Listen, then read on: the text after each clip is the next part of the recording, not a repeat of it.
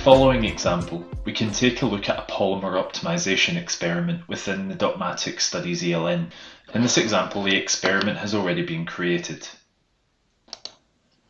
By clicking on the experiment, we can see the experimental information page, and we can identify all of the key metadata for this experiment.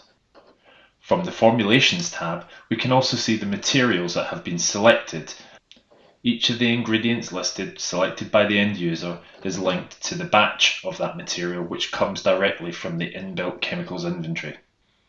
In this example, we have got 5 different formulations where the quantity of the vinyl material is being modified. Once the scientist has performed the task, they can also create samples.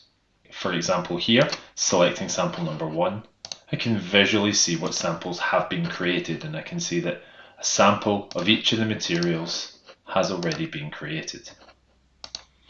Once the samples have been created, the scientist can then choose to perform tasks on them.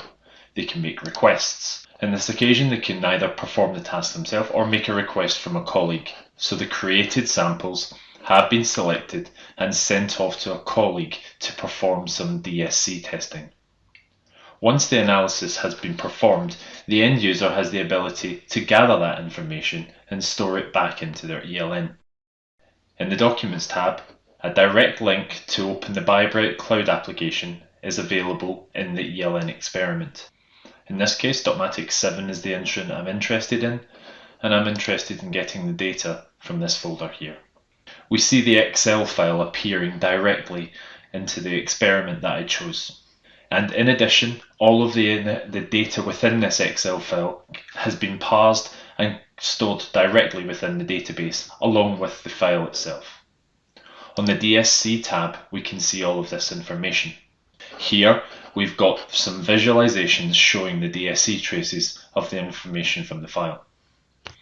Here on the right-hand side, we can see each of the samples that were tested and an overlay of the DSC curves of each.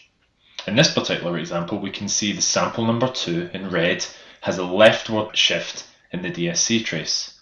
This may well be a positive or a negative result for this particular experiment, but it allows the end user to visually analyze the results and then annotate the results within the formulations experiment. So in this case, I can take a step to the Formulations tab, select from Formulation 2, and then I can make comments